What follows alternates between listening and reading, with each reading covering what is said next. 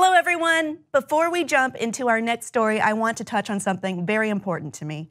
I want my favorite people, the Nerd Alert audience, to be ahead of cyber attacks and computer hijacking.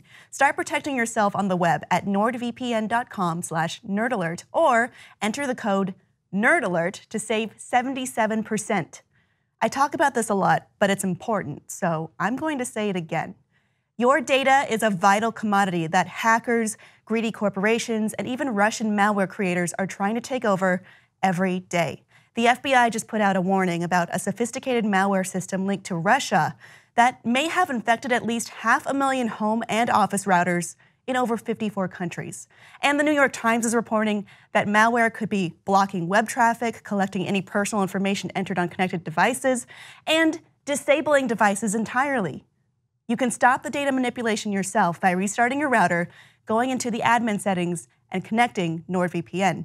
There's a lot of reasons why I prefer NordVPN. First, it has an incredibly easy interface that I think anyone could easily use. Even my parents and Luddite sister can do it. Even Jank can do it. Secondly, and this is important, Nord doesn't slow down streaming video. So if you're on Twitch, you're going to have your location data protected from swatters. We just saw in the news a Call of Duty streamer was killed as the result of a swatter making a fake call to police. This doesn't have to happen.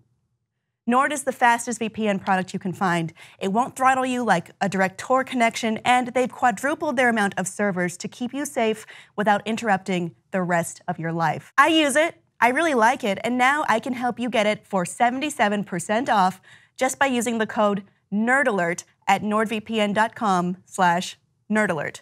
That's an incredibly low price. You can protect yourself each month for less than the price of bacon-flavored dental floss, except the VPN service is, you know, a lot more useful. It seems like video games are often the scapegoat for a lot of issues that are complicated and difficult to understand for anyone, not just people who don't play games. And it is my opinion that it is happening again because the World Health Organization has classified gaming disorder as a mental health condition. I'm going to get to how I think about it in a second, but a lot of this comes from Dr. Vladimir Poznyak, a member of the World Health Organization's Department of Mental Health and Substance Abuse, who was the one who proposed this new diagnosis at the WHO's decision-making body, the World Health Assembly.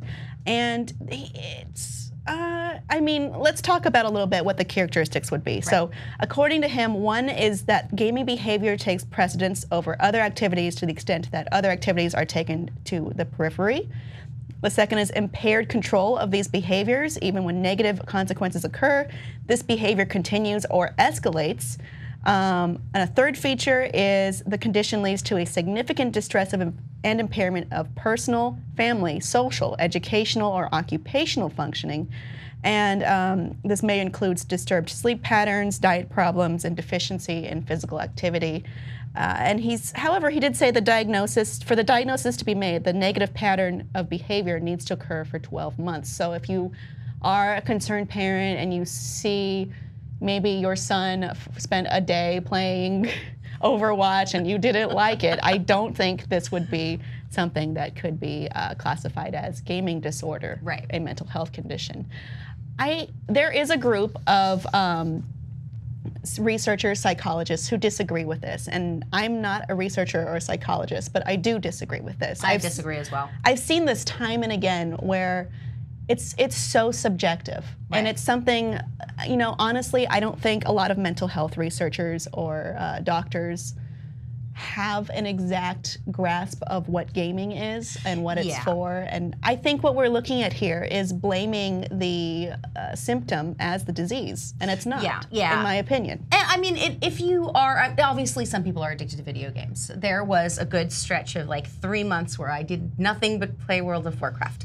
But then you were in the documentary, so it was for work.